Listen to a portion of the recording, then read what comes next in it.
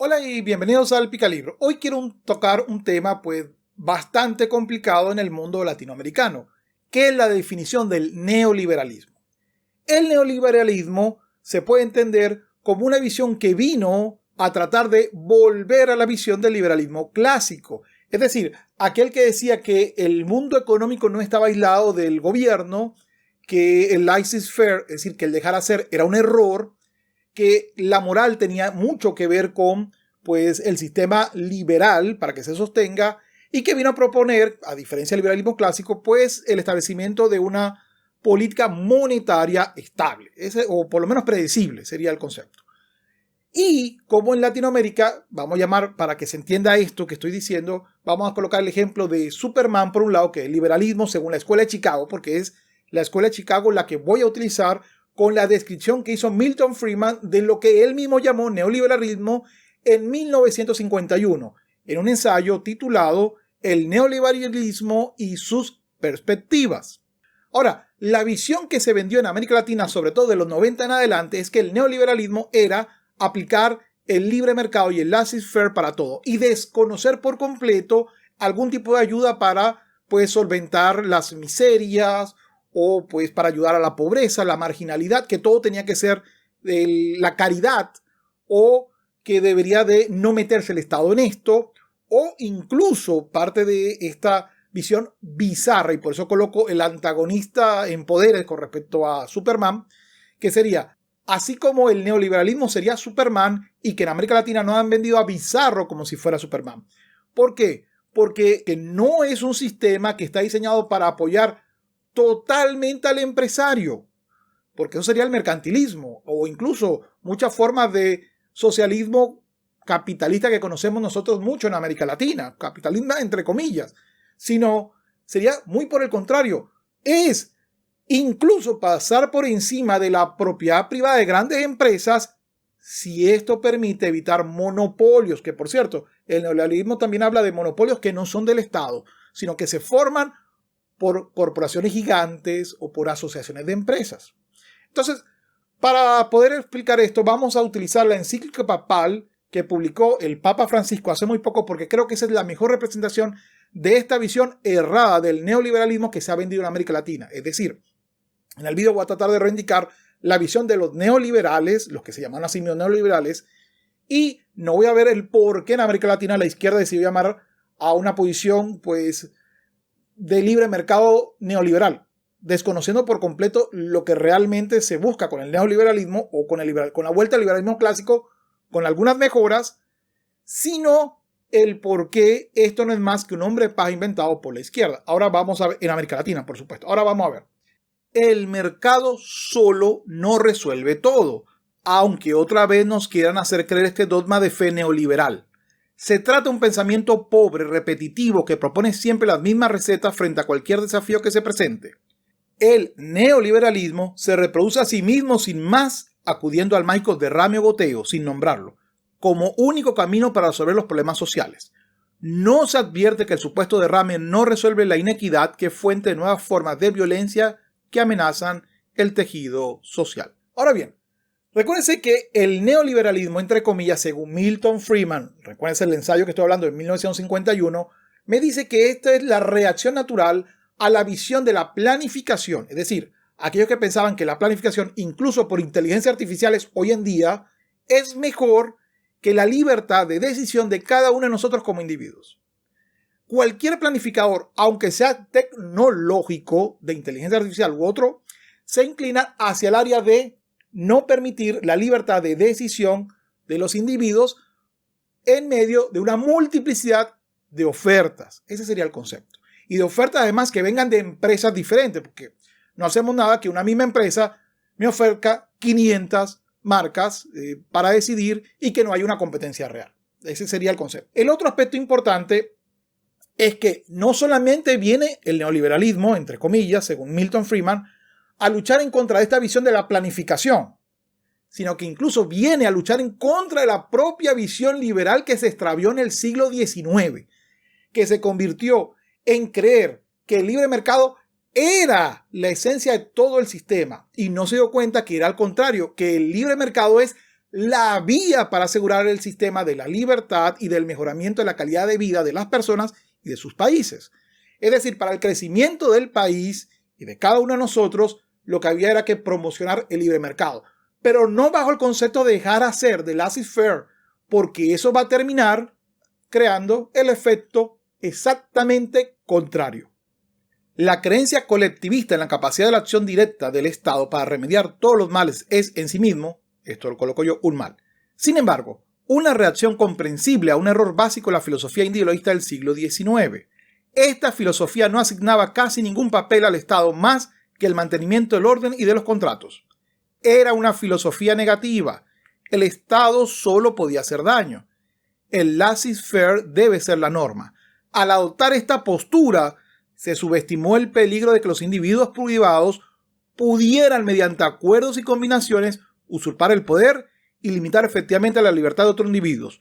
No vio que había algunas funciones que el sistema de precios no podía desempeñar y que, a menos que estas otras funciones fueran previstas de alguna manera, el sistema de precios no podría desempeñar eficazmente las tareas para las que está admirablemente dotado. Una nueva fe debe evitar ambos errores. Debe dar un lugar destacado a una severa limitación del poder del Estado para interferir en las actividades detalladas de los individuos. Al mismo tiempo, debe reconocer explícitamente que hay importantes funciones positivas que debe realizar el Estado. La doctrina, a veces llamada neoliberalismo, que se ha desarrollado más o menos simultáneamente en muchas partes del mundo y que en América se asocia particularmente con el nombre de Henry Simons, es una fe de este tipo. No puedo decir que esta doctrina vaya a triunfar. Uno solo puede decir que es de muchas maneras ideal para llenar el vacío que me parece estar en las creencias de las clases intelectuales de todo el mundo. Pero ¿cuáles son las funciones del Estado si quiere promocionar el libre mercado? Bueno, las tres principales acciones que me dice Milton Friedman con respecto al neoliberalismo de 1951 es que el Estado debe proteger el libre mercado, incluso en contra de actores privados. Y ahorita vamos a ir sobre ese tema. Segundo, y esto sí creo que es lo propio del monetarismo de Milton Friedman, que debe dar una política monetaria estable y previsible. Es decir, no sorpresa sería el concepto. Y el tercero es que debe aliviar la miseria y la angustia. Es decir, bajo el concepto del neoliberalismo, se vuelve a una visión donde lo más relevante es el humano. Nunca fue el capital. Nunca se trató del crecimiento de los capitales, sino de la libertad para escoger, y la única forma en que se pueda escoger es que haya competencia de proveedores de productos y de servicios. No que haya opción solamente del producto, sino de quién lo hace, de quién lo distribuye y de dónde lo vende. Es decir, que debe haber una intención permanente del Estado para estimular esto, estimular nuevos actores o disminuir el tamaño de actores que se están comiendo, pues de alguna u otra manera, la gran totalidad del mercado y que tienen prácticas que no permitan la competencia del mundo real. El neoliberalismo aceptaría el énfasis liberal del siglo XIX en la importancia fundamental del individuo, pero sustituiría el objetivo decimónico del laissez-faire por el objetivo del orden competitivo. Se trataría de utilizar la competencia entre productores para proteger a los consumidores de la explotación, la competencia entre empresarios para proteger a los trabajadores y a los propietarios, y la competencia entre los consumidores para proteger a las propias empresas. El Estado vigilaría el sistema, establecería condiciones favorables a la competencia y evitar el monopolio, proporcionaría un marco monetario estable y aliviaría la miseria y la angustia. Los ciudadanos estarían protegidos frente al Estado por la existencia de un mercado privado libre y entre ellos por la preservación de la competencia. Por cierto, con respecto a los amigos que dicen que solamente el monopolio puede venir del gobierno, me dice en el positivo programa para el laissez-faire de Henry Simons, según Milton Friedman, uno de los principales padres del neoliberalismo norteamericano o de la Escuela de Chicago, me dice: parece claro en todo momento que existe una íntima conexión entre la libertad de empresa y la libertad de expresión, y que la libertad política solo puede sobrevivir dentro de un sistema económico eficazmente competitivo. Así, el gran enemigo de la democracia es el monopolio en todas sus formas, corporaciones gigantescas, asociaciones comerciales y otros organismos de control de precios, sindicatos o en general la organización y concentración de poder dentro de las clases funcionales. Los grupos funcionales bien organizados tienen un enorme potencial para explotar a la comunidad en general e incluso para sabotear el sistema. Con respecto a que el interés de los empresarios nunca ha sido realmente el que haya mayor cantidad de competencia, sino mayor cantidad de mercado, ya me lo decía Dan Smith. Por eso es que el neoliberalismo es una vuelta al liberalismo clásico con esteroides. Yo creo que esa es la mejor expresión.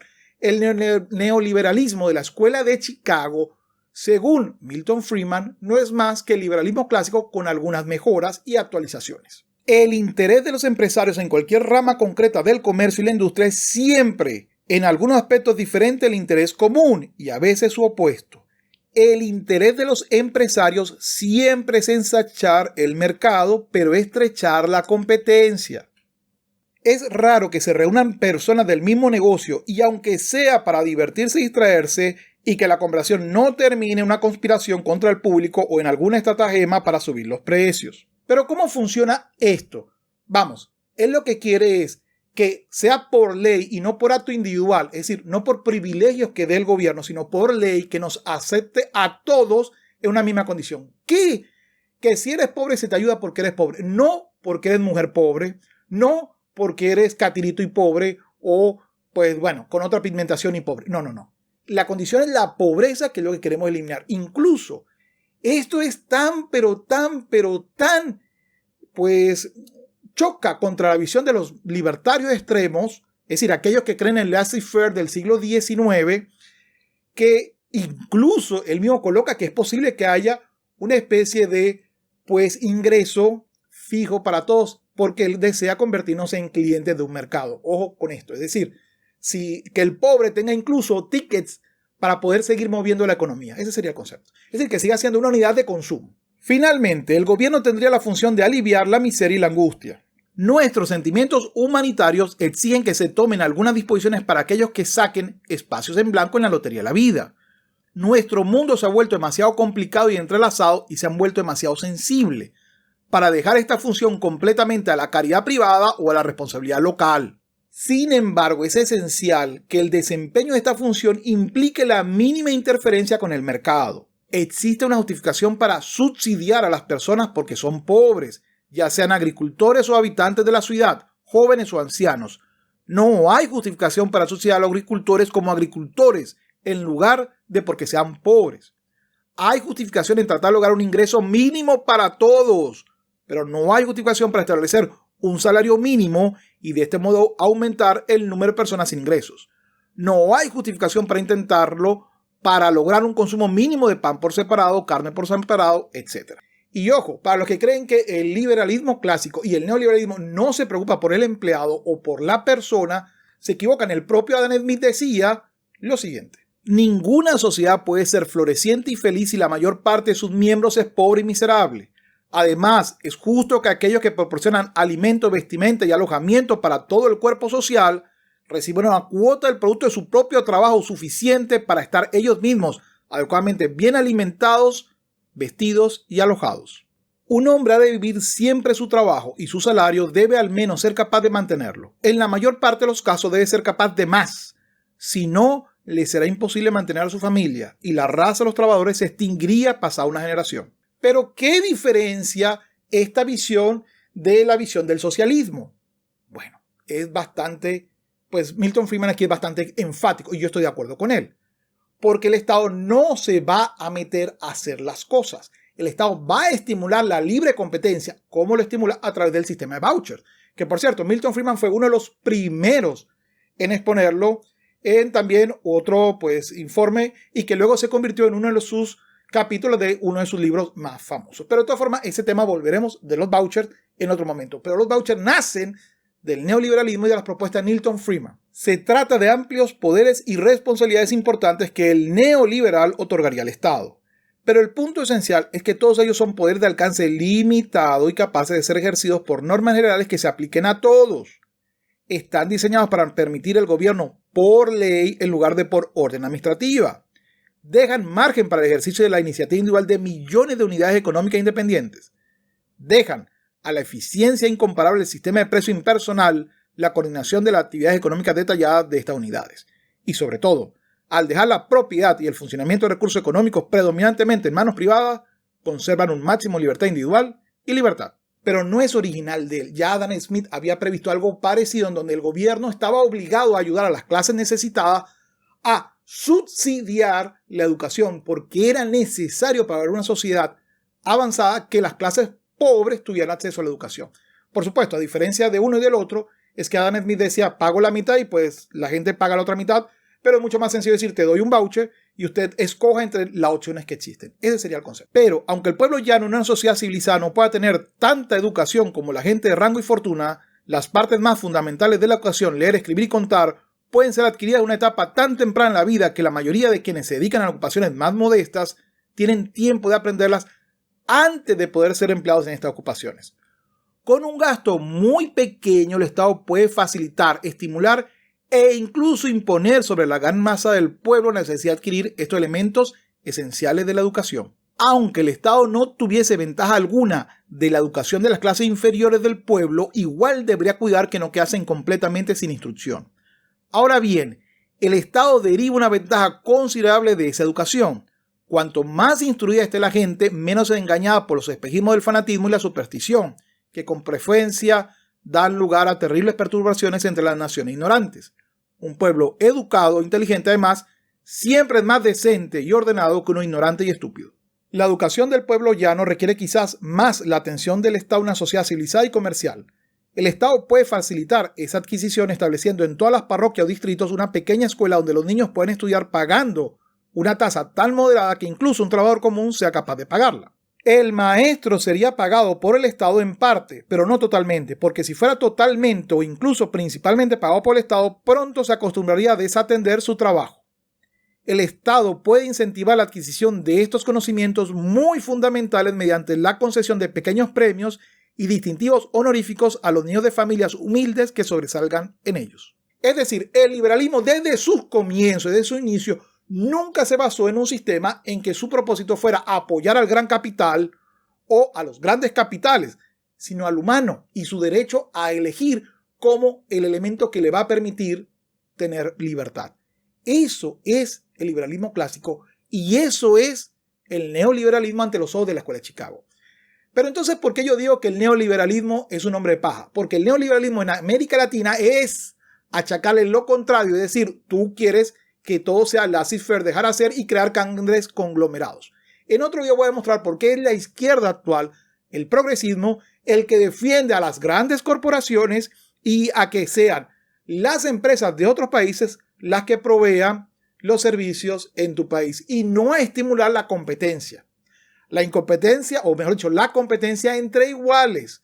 Es decir, haciendo acuerdos de economías que puedan compenetrarse entre ellas y convalidarse entre ellas y no abriendo nuestro mercado de economías gigantes que van a arrasar con todas nuestras empresas. Entonces, fíjense lo que estamos hablando acá. Bueno, es todo por hoy. Quiero agradecer a mis Patreons siempre consecuentes en el apoyo de los videos de este canal. Van de seguidas.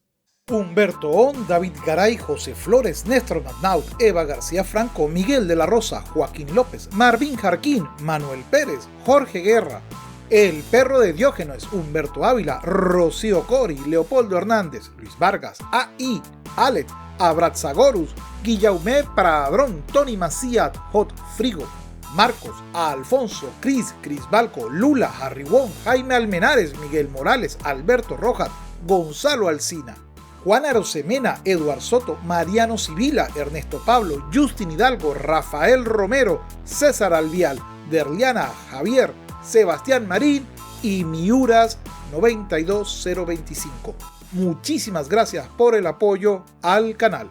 ¿Qué te ha parecido? ¿Te ha quedado claro que el neoliberalismo, según la Escuela de Chicago, es lo más parecido a Superman y que el neoliberalismo del que se habla en América Latina es lo más parecido a Bizarro, pero te tratan de vender que ese Bizarro es Superman? Es decir, te están vendiendo a lo que no es cierto. Creo, y esa es la propuesta que hago desde este canal, hay que utilizar el neoliberalismo para devolvérselo al progresismo, para devolvérselo a la izquierda, y no para tratar de cambiarle el significado a lo que la Escuela de Chicago quiso decir, porque en ese caso es como luchar contra la corriente. Creo que es el camino equivocado. Creo que el camino afortunado, el camino adecuado es utilizar la palabra neoliberal y volverse a decir neoliberal que apoya a las grandes empresas, que tienen producciones transnacionales en otros países y que no tienen ningún tipo de interés en generar empleo en el país donde hacen las ventas. Eso creo que va a cambiar muchísimo el espectro político en los próximos años. Bueno, es todo por hoy. ¿Qué te ha parecido el tema? ¿Ha quedado aclarado? Dicho esto, te invito a que me sigas en mis canales secundarios Capitán Cultura y el Picalibro Live. Igualmente ya YouTube está colocando por acá algunos videos para que por favor vayas y los conozcas y le des un poco más de apoyo a este canal. Igualmente te agradecería mucho algún comentario, también que me sigas en mis otras redes sociales como es Instagram y Twitter, ambas con el nombre del Picalibro, también en la red morada, también me llamo el Picalibro. Y bueno, es todo por hoy. Recuerda, menos Estado y menos impuestos es necesario, no dejes que otro piense por ti, sapere aude y hasta luego.